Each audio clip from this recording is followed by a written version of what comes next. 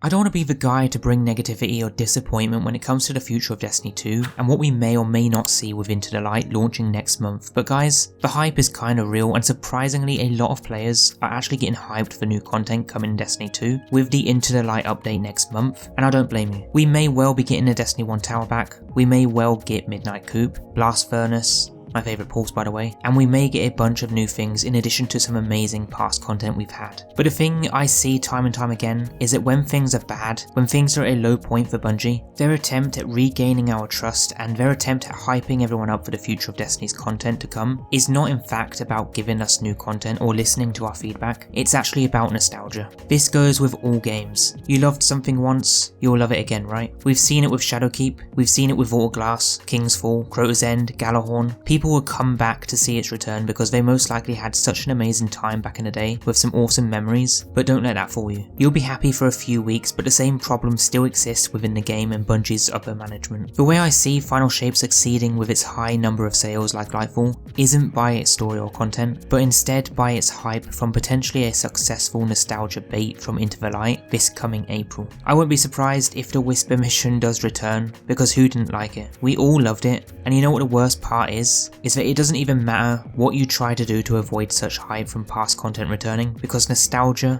always wins. But don't let that nostalgia hype set you up for a major disappointment after you've had your 2 weeks of fun, because nostalgia may get the better of you, but it will never be the same as it originally was. It just never will be. Anyway, with that said, let's get hyped for Into the Light, because if Blast Furnace is really coming back, then I'm grabbing myself one of those ASAP.